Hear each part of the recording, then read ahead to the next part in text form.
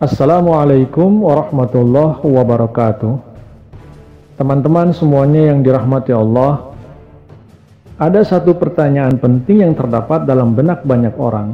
Apa yang terjadi dengan orang yang sudah mati? Pertama-tama perlu dipahami bahwa keadaan sesudah mati itu sebenarnya bukanlah suatu keadaan baru, akan tetapi keadaan-keadaan di alam dunia ini juga yang dinampakkan lebih jelas. Apapun amal perbuatan dikerjakan manusia, yang baik maupun yang buruk, yang terang-terangan maupun yang sembunyi-sembunyi, semuanya akan dinampakkan oleh Allah Subhanahu wa taala. Wa kullu insanin alzamnahu ta'irahu fi 'unuqi wa nukhriju lahu yaumal qiyamati kitaban yalqahu mansura.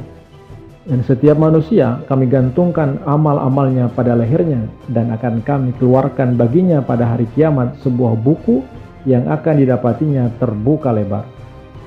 Surah Bani Israil ayat 13. Jadi di dunia ini juga Allah Subhanahu wa taala telah mengikat akibat amal perbuatan setiap orang pada lehernya, dan hasil perbuatan itulah yang akan Allah nampakkan pada hari kiamat. Dan Allah akan memperlihatkan dalam bentuk sebuah daftar amal perbuatan yang terbuka. Bagaimanapun bentuk amal perbuatan manusia, sesuai dengan itu Allah Ta'ala akan memperlihatkan perbuatannya.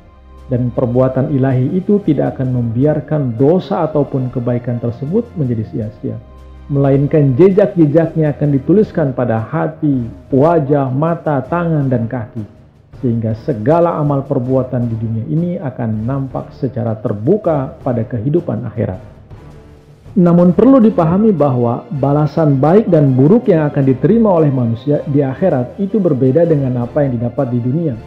Sebagaimana dijelaskan dalam Al-Quran, maka tiada sesuatu jiwa mengetahui apa yang tersembunyi bagi mereka dari penyunjuk mata sebagai balasan terhadap apa yang telah mereka kerjakan.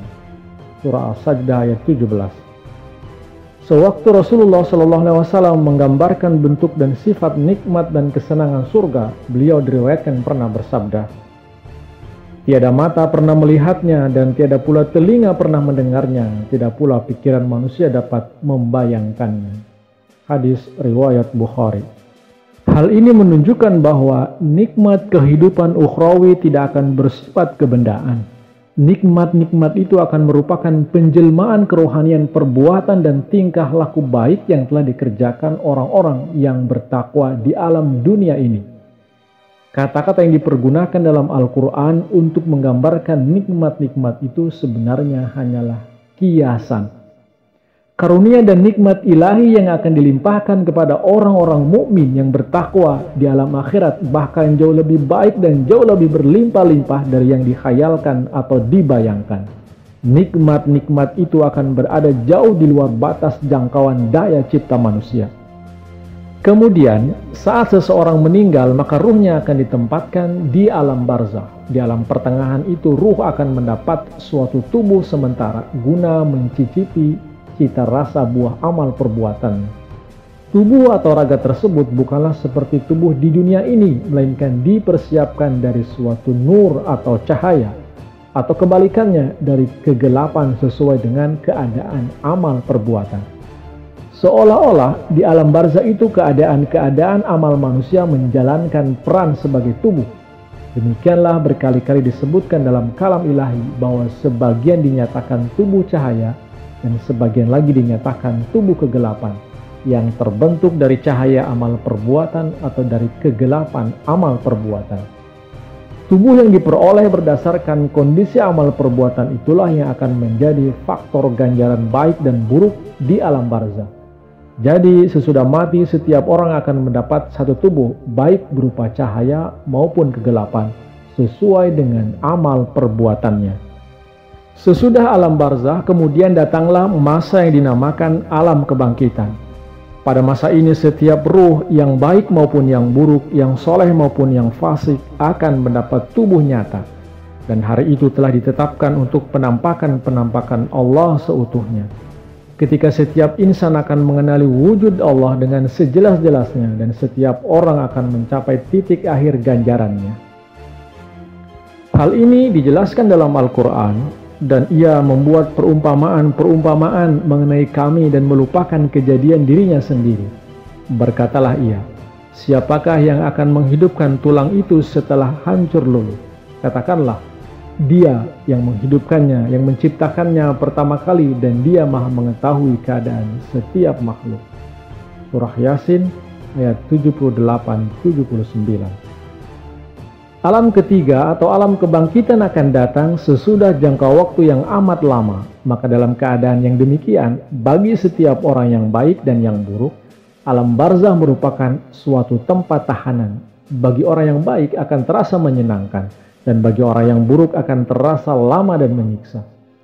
Orang jahat setelah mati akan masuk ke dalam neraka, orang-orang baik setelah mati akan langsung mendapat ketentraman di dalam surga.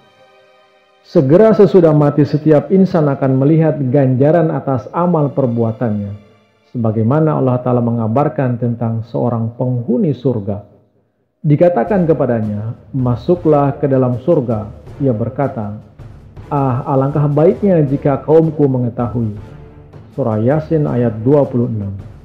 Demikian juga Allah mengabarkan tentang seorang penghuni neraka, di mana seorang ahli surga mempunyai teman seorang ahli neraka. Ketika keduanya meninggal, maka yang ahli surga merasa heran, kemana kawannya pergi? Maka kepadanya diperlihatkan bahwa temannya itu berada di tengah-tengah neraka jahanam. Kemudian dia menengok, maka dia melihatnya ada di tengah-tengah jahanam. Surah As-Saffat ayat 55. Jadi pelaksanaan ganjaran dan hukuman itu berlaku segera. Ahli neraka masuk neraka dan ahli surga masuk surga. Akan tetapi sesudah itu akan datang hari lain penampakan agung yang diwujudkan oleh hikmah agung Allah. Sebab Allah telah menciptakan manusia agar Allah dikenali melalui sifat penciptaannya. Allah Ta'ala akan menganugerahkan kepada semuanya suatu kehidupan sempurna, lalu akan menghimpun manusia di suatu lapangan agar Allah dikenali melalui sifat kekuasaannya. Wa akhiru da'wana anilhamdulillahi rabbil alamin. Wassalamualaikum warahmatullahi wabarakatuh.